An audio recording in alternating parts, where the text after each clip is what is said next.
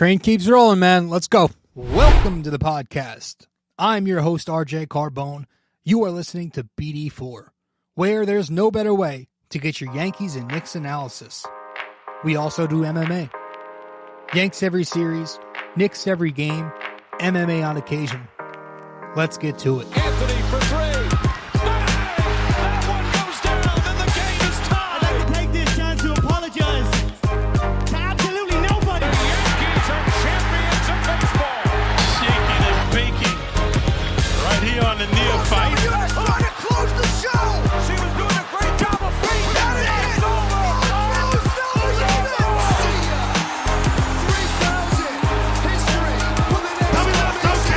Don't you regret not coming to the Knicks? Don't you regret not coming to the Knicks?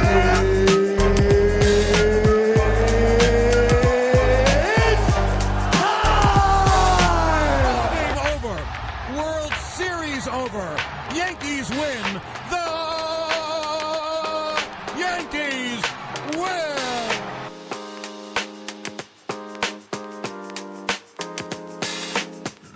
Yes. Let's go. Hey, what did I say? I had my cousin over, I don't know, what was it, 10 days ago when this trade went down? And I told him, you know, he's big into social media. He's on social media, and he's looking around, and he's telling me, like, hey, man, the Knicks fans aren't liking this trade. They're hating it. And I told him, man, I said, give it a month. Give it a month. Again, it's been 10 days, and everybody seems to love it. I liked it at the time, man, and I had a good feeling that people would come around, and they're coming around a lot sooner than I expected. And the Knicks are playing good ball. 5 in a row, folks. 5 victories in a row. The vibes are great. And that's what we're going to discuss. Knicks Blazers last night. Nice to have... Clyde's been back for a couple games now, but it's nice to see Gus return. I'm glad Gus Johnson made his return. It was his second game back from the first time he called the game this year. He's obviously been with MSG before, but love having him back. I thought, yeah, it was, I forget who he was with the first time, but I thought he did a wonderful job then with the Brunson burner calls, and it was nice to have him and Clyde. That's an interesting duo. They were cracking me the hell up last night. They were great together. They bounced off each other very well. Clyde was killing me. Like, so many one-liners, like yelling aloha to an Australian player. The most Clyde thing in the world. He thought Pride Night was Clyde Night. That was just like, that was the greatest thing ever. How about the white men can't jump line that he used? Amazing.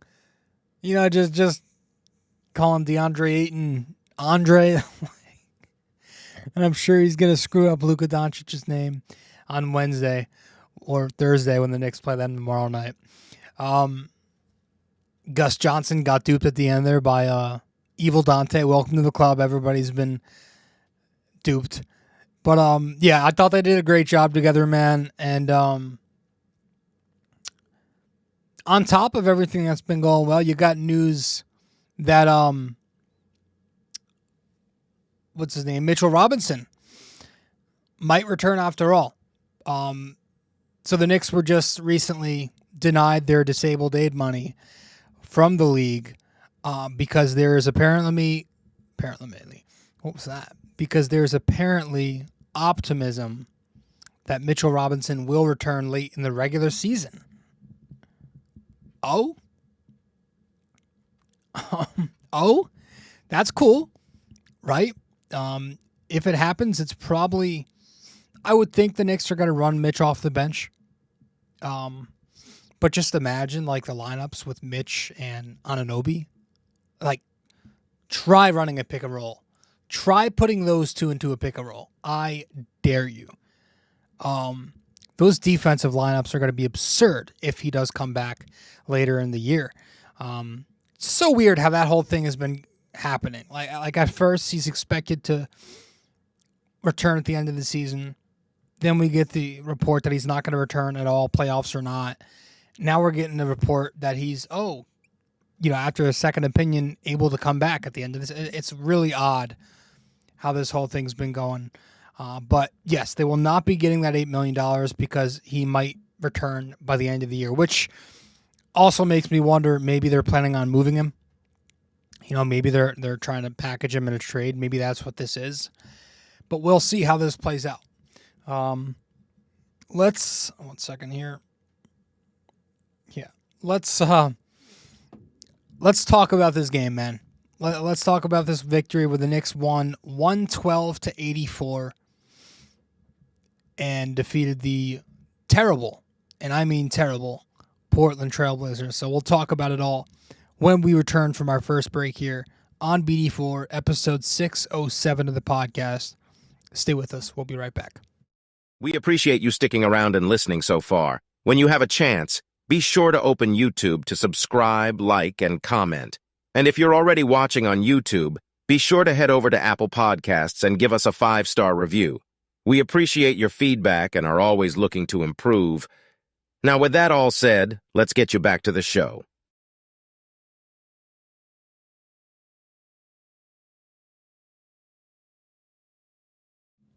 Welcome back to the show.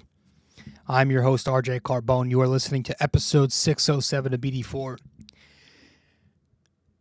Yeah, man, the Knicks looked hot right away. You had Dante DiVincenzo and OG Anunoby very aggressive early on. Late in the first quarter, Deuce McBride got a few baskets to drop. And it was 38-22 Knicks after one. Second quarter was good. Grimes and Brunson make those back-to-back corner three balls. And then the second half of the second quarter, the Knicks their offense just disappeared. They went without a basket in the final 6 minutes of that second quarter. But because their defense was so elite, it didn't matter a damn inch because the Knicks were still able to have a 63-41 lead at halftime. Portland went right back into a zone. They went into zone early in the third quarter, but Dante and OG Anunoby were able to get going again together, kind of repeating what they did in the first quarter. You get Brunson and Randall, a couple of nice sequences together in the third quarter, and the Knicks go up 97-61 entering the fourth. And the fourth quarter was all garbage time. Tom Thibodeau sat his starters. Randall finished the game with a team-high 31 minutes only. He didn't play the fourth. Neither did Brunson, who finished with 26 minutes. IHart only 28 minutes. So look at that. Tom Thibodeau going for... Now, Thibodeau has done a better job of sitting his starters, but usually he doesn't do it still until like the final half of the fourth quarter. He didn't play these guys at all in the fourth. So that was nice. And the Knicks would win, again, 112-84 last night. A lot of things to discuss, a lot of things to dive into, man. I just want to, we usually start with the defense when the Knicks are rolling. But I want to shout out this offense because this offense is absolutely humming. Now, don't get fooled by the 112 points. That's sure it's not a high number. They did have 97 points through three quarters. Fourth quarter comes in, again, Tibbs sat everybody. There was no Randall, no Brunson. You only had 4 minutes of OG Anunoby in the fourth quarter. So their offense, don't get it twisted, was great last night. And it continues to be great. The Knicks have been getting everything so much easier lately. Not having to work extra hard, right? You're not having to just rely on Brunson and Randall. The Knicks had 15 assists on their first 20 makes. They finished the game with 26 assists overall. And yeah, we talked about the concerns I have when Brunson and Julius have to carry the workload offensively all the time. How we need them to combine for over 60 points for this offense to work, especially after the trade.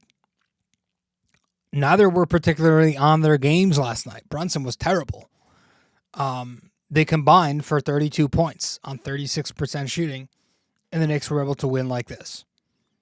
And that's because everyone's buying in. Everybody's moving, cutting, passing,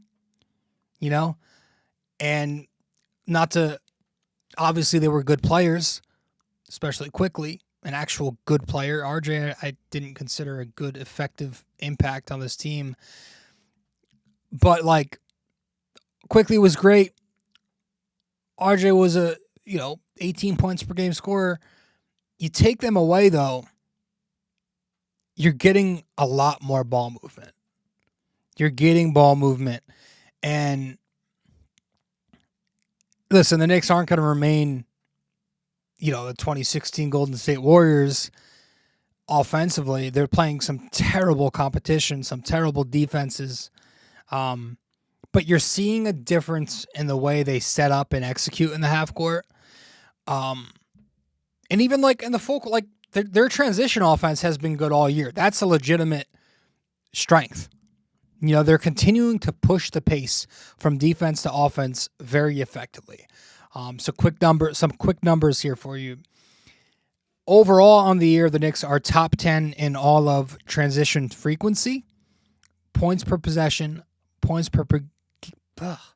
Let's slow down here, Rob. Overall, this season, the Knicks are top 10 in transition frequency, transition points per possession, transition points per game, and transition effective field goal percentage. On the year, they're 7th in fast break points per game. In the last 5 games, they are plus 30 in the fast break. So, last night they were 25-11. They won the fast break there. So, very good numbers. All of that when you compare that to last season where the Knicks were more of a mediocre transition team, at least until Josh Hart. But, yeah, you're continuing to see them make an effort to push the ball up the floor.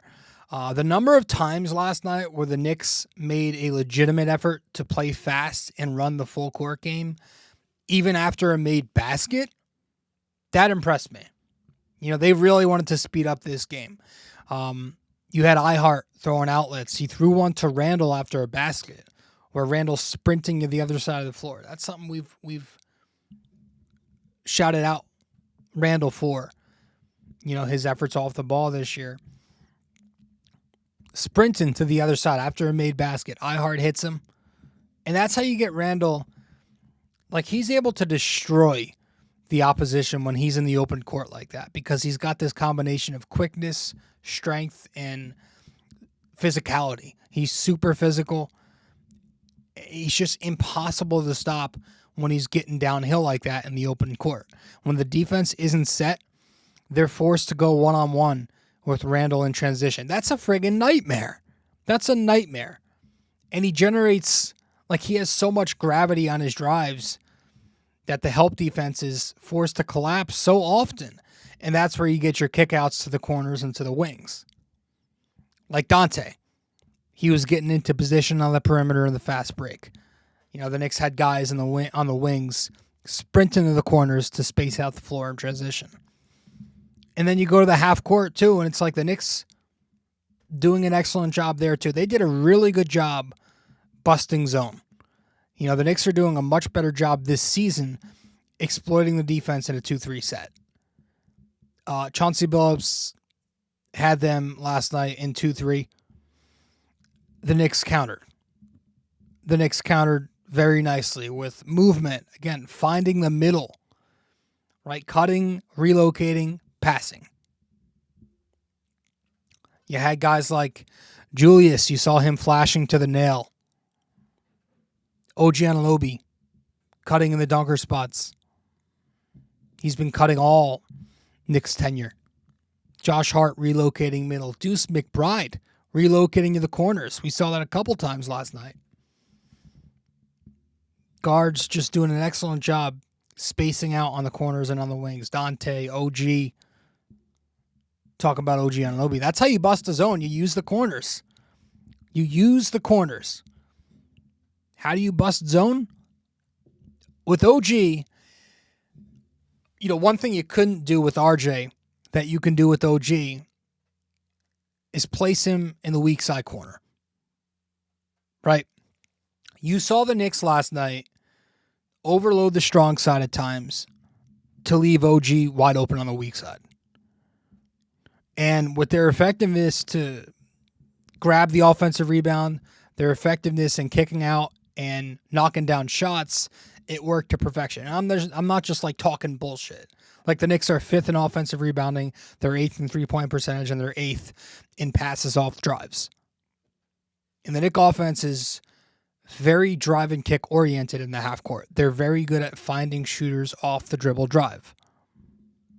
That's why I love those non-Josh Hart lineups sometimes where Tibbs can place IHart in the dunker spot but have his guards and wings spaced out on the perimeter, right? You're seeing a lot of 5-out even when IHart's in there. And that's a product of now being able to have these lineups that exclude RJ, Mitch, and, at times you don't have to play Josh Hart where that shrinks the half court. OG Anunoby just adds that different dynamic where he's able to space out.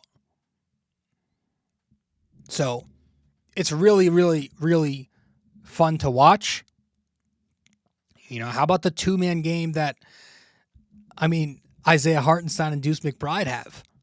That's always been a thing, by the way. If you've paid close attention the last 2 seasons, him and IHart have a good two-man game.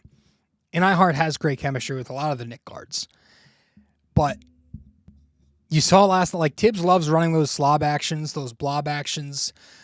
For those who don't know what that is, sideline out of bounds, baseline out of bounds, where IHart will receive the inbound pass, hand it off to a curling guard, and then that curling guard comes around an IHart screen where they shoot it. You saw that all the time with IHart and Quickly.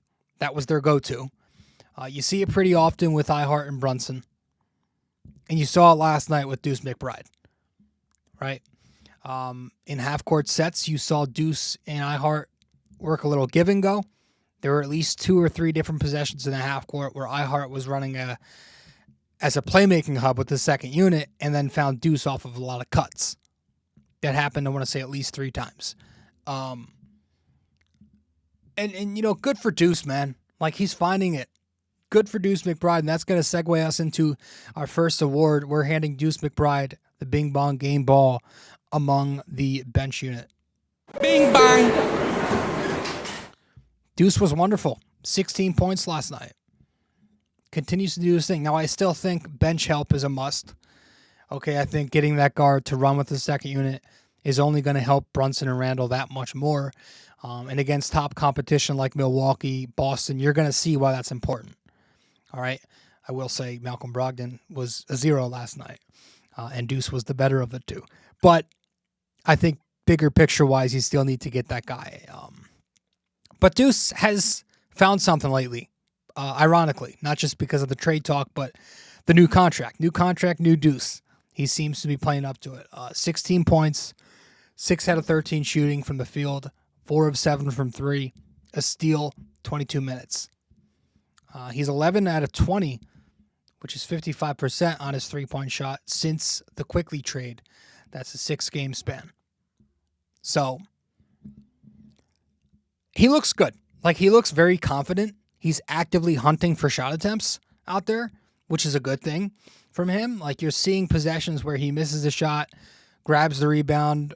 He's super determined to get the shot up. So he goes off the dribble, ISOs, steps it back, pulls it up. You saw that last night in the mid-range, right? That free throw line extended possession where he took a couple of jumpers there in one possession. That was nice. That was nice to see. Confidence. You could just see if you have a pair of eyes and you have some competence, you can see that the confidence is there inside Deuce McBride right now. And, of course, his defense remains very good. He's able to play up a position and defend bigger guards, smaller wings. And his defense being as elite as it is makes him such a valuable rotational player when he does give you some offense. That brings him from a situational guy, it's Tibbs' way of saying you won't play, to a legitimate two-way wing. right? A ball hawk who can score a little bit when you need some offense with Brunson off the floor. But you just need that consistency. You just need Deuce to show a little more consistency from three-point land. So we'll see what happens with him these next few weeks. You know, the trade deadline is the 8th of February. It's February 8th, so I think that's a little less than a month. As we speak, it's Wednesday, January 10th. But yeah, good for Miles McBride. I haven't called him Miles in forever. Forgot his name was Miles. Good for Deuce, man. Continues to play good ball. That's his second game ball of the season. And if we're gonna give shout outs to these guys, like Quentin Grimes is thriving too. Shout out to QG, man, for continuing to thrive under this new look offense. In the last 5 games, he's averaging 12 points on 45% shooting from the field, 45% from 3. He looks unlocked out there because he's got more opportunities, right? You're taking away 2 higher usage guys in RJ and Quickly, and now you're playing Grimes alongside lesser usage players. Try saying that 10 times fast. But he looks very confident out there as well. He's moving around more, some spotting up, but simple relocation has helped him get open. You saw that last night, relocating so Brunson can hit him, so Randall can hit him. Just taking a few steps and shifting to his right and left. It's helping him get open. So good for Grimes. He continues to play well. He looks good. We're going to head to break. And when we get back, we're going to go to the other side of the floor. And I have a lot of things to say about this defense. I haven't forgotten about the defense. So we'll talk some defense when we return from our second break here on BD4, episode 607 of the podcast. Stay with us. We'll be right there. You can also find us on social media. If you'd like, you can follow BD4 on Facebook, and we're at BD4Pod on both Instagram and Twitter. We appreciate you helping us grow more and more every day. Let's get back to it.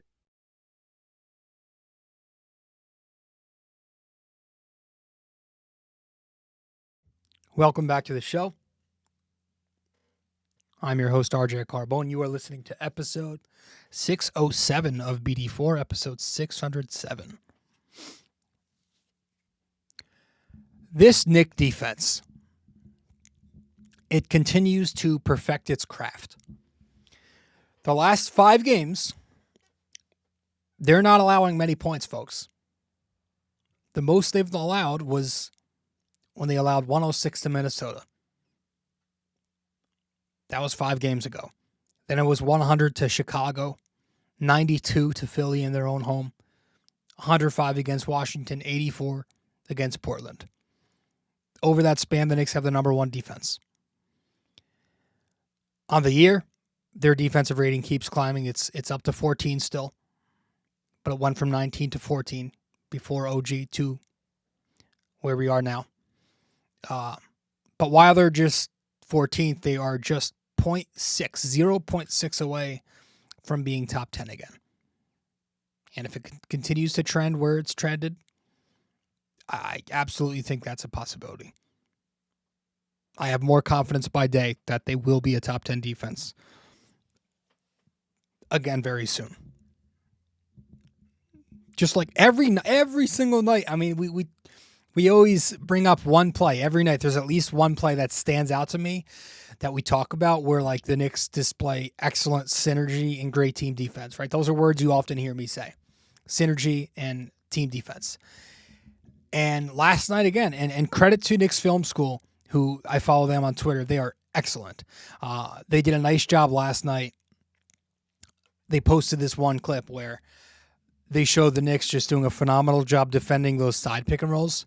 And I forget when this was in the game, but there was a possession where the Trailblazers put Hartenstein and Anunoby into the action with, it was a Jeremy Grant, Duop Reith 3-5 pick and roll. IHart was in a drop, and he was unable to rotate up. So when the ball gets back to the big on the fade, Grimes, who was one pass away, stunts at Duop Reith, which allowed OG time to recover and switch onto him. Jeremy Grant eventually ends up ISOing IHart on the baseline.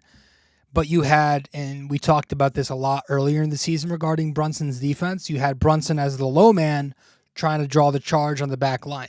He doesn't draw the charge, but having his body down there did disrupt Jeremy Grant's drive, and it forced a miss on the layup. So that was just a great example of 4 guys in an action trying to defend it, and the Blazers unable to execute their pick and roll there because of that team synergy.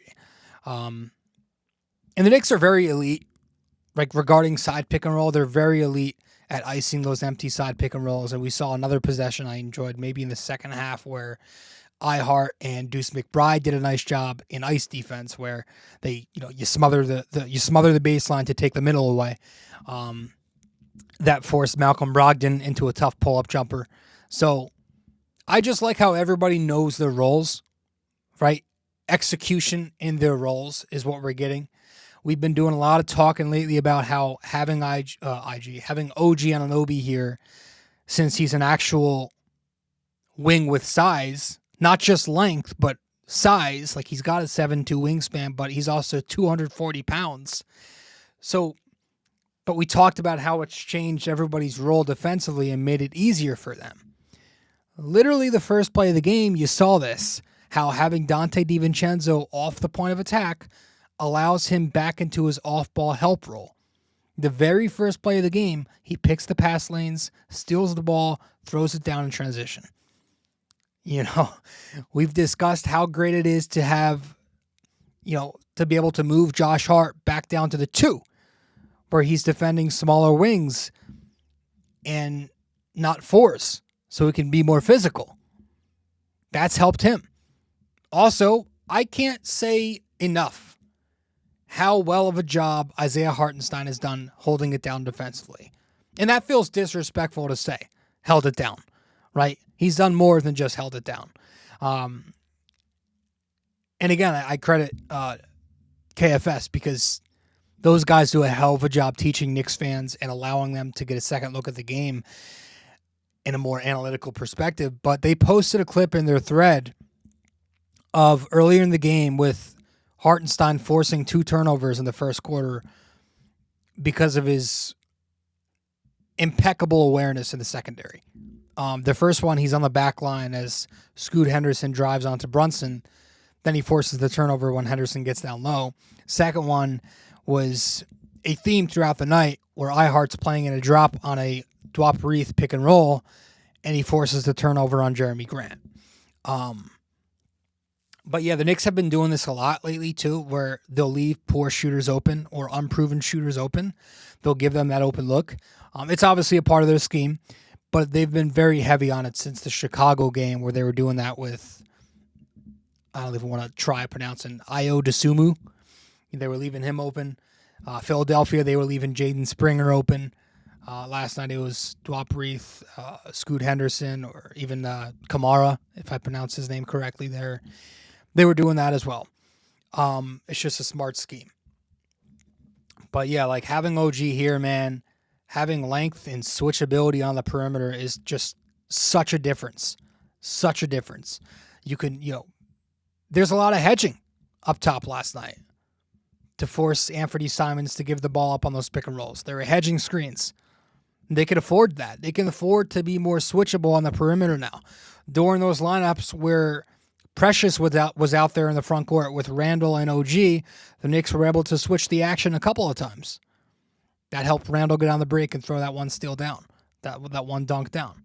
OG was actually on Jeremy Grant last night instead of Anthony Simons, which came to the surprise of many, but Tibbs constantly had OG coming up to bring help on those Simons pick and rolls anyway. He's just been so good, and I feel like this whole episode has been about OG Anunoby. So, like, he does get the game ball, by the way. I will give him the game ball amongst the starters. Bing bang! That's OG Anunoby's first game ball as a Knick. 23 points. Like we didn't even talk about the offense much with him. But yes, killing it. 23 points, 4 boards, a steal, a block, 9 of 12 shooting, 4 of 6 from 3. He was a plus 26 in 29 minutes last night. He's a plus 111 total through his first 5 games as a Knick. We have a trivia on that later, but I loved it. Yeah, obviously defense, the offense, spacing out in the corners, knocking those down. I love the post-game interview he had with Rebecca. He's a man of few words, man. He just gets to the point, short and sweet. The mic grab was cool. That was funny. A lot of people got a kick out of the mic grab. What I'm doing right now, I just, it's like a comfort thing. I like to just grab the mic, even though it's on an arm. Yeah, I loved him. I loved it last night from OG. He was great. I think that's it, man. Like we've discussed what we needed to discuss. Up next for the Knicks, man, you got. So they're 5-0 this month, right? And remember, I said at the beginning of the month, I would like an 11-5 month, given their schedule this month, the opponents they've got coming up, and how home heavy it is. I said 11-5 this month would be a win. They're 5-0, which means 6-5 would be all they need the rest of the month to accomplish that. Just go 6-5 against Dallas, Memphis, Orlando, Houston, Washington, Toronto, circle that one. New Jersey, Denver, Miami, Charlotte, and Utah. 6-5. That seems very doable at the least. You know, that seems like it's possible now. Overall, the Knicks are 22-15 on the season. They are the number 4 seed. They actually have some room between them and the rest of the seeds. It's like a half game, but it's something now. They're 2 games behind Philly for 3rd place, 3 games behind Milwaukee for 2nd place, and 6.5 games back overall with Boston in 1st place. And folks, I think we're at a point now where you can put where you can put the Knicks in that tier. Like the tier that's right below the best of the best. And then it's the second tier, right? You can put the Knicks in that tier. I think they're a top 10 team in basketball. I will say right now, I will eat my words and say I was wrong about them being mediocre. Maybe they are closer to a 50-win team than a 43, 44, 45-win team that I thought they were. You know? You want to see it against tougher competition because, again, they've had some easy teams. They've had Portland. They've had Washington. But they've also had Minnesota. They took care of them. And they had Philly. And they blew them out of the water. And they're going to have Dallas next. Another tough team. No Luka tomorrow. He's ducking once again. I mean, that just seems to be a theme. But they have Dallas and Memphis on the road in their next 2 games. But after that, after this little 2-game road trip, the Knicks have when I say home-heavy schedule, 12 of their next 15 games, I think it is at the Garden after this 2-game trip. And one of those road games is at MSG Brooklyn. So basically 13 of their next 15 games after this 2-game road trip is going to be in New York City. So they have a really good chance to do some even more damage in the Eastern Conference. Do they continue to play the same brand of basketball that they've been playing lately? So it's great to see. That's it regarding the game. So what we're going to do is we're going to head to our final break here on the show, and then we'll get back with our trivia in just a sec. Stay with us here on BD4. I'm your host, RJ Carbone. We'll be right back here in episode 607.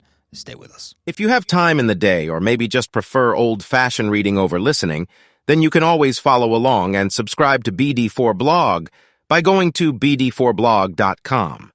We're not on there as often, but when we do post, it's just as entertaining, opinionated, and passionate as we are on this podcast. Thank you so much. And let's keep on with the show.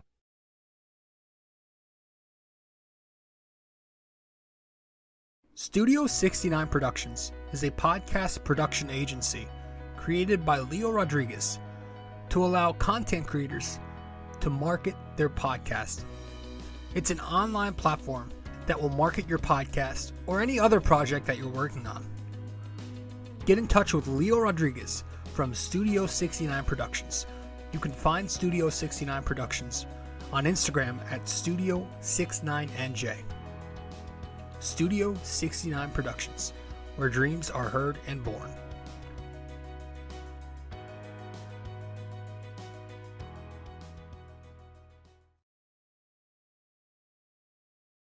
Welcome back to the show.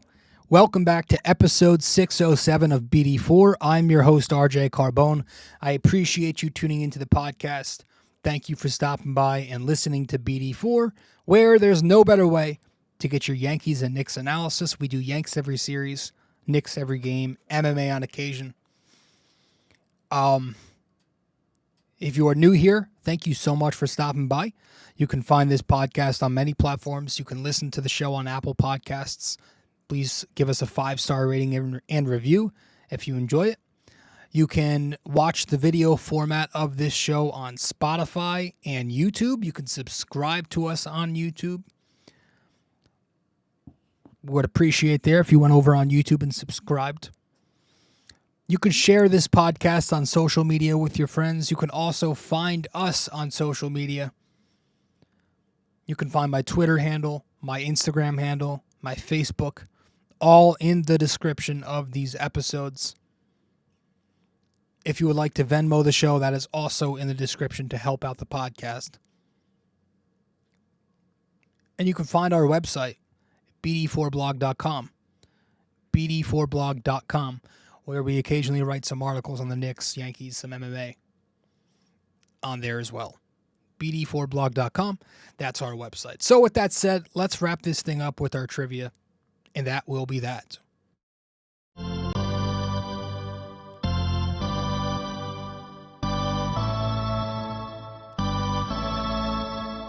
All right, so like I said, OG Anunoby is our trivia tonight.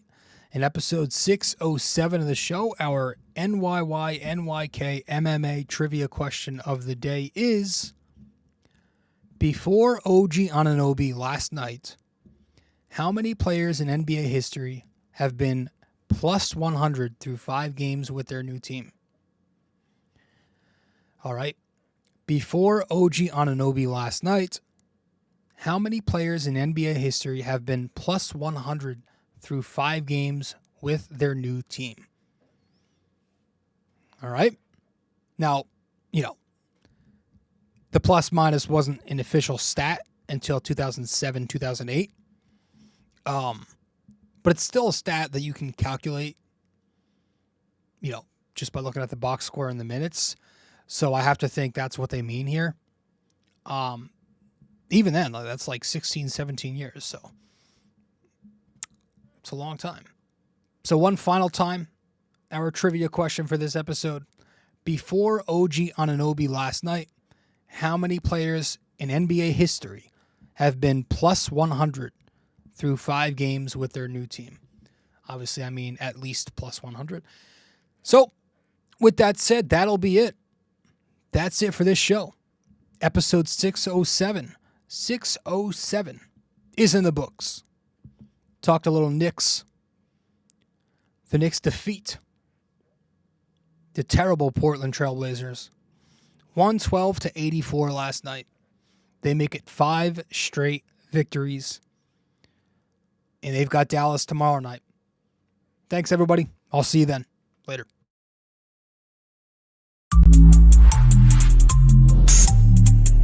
This episode was brought to you by Anchor. Hey there! If you stayed the entire way through, we thank you immensely for it. We hope you enjoyed this podcast and that you come back for the next episode real soon. Don't forget to like, subscribe, comment, download these episodes, and share them with your friends as well. BD4 is a 5-star podcast simply because of you, and we'd like to keep it that way. Have a wonderful day. Go Yankees, and go Knicks!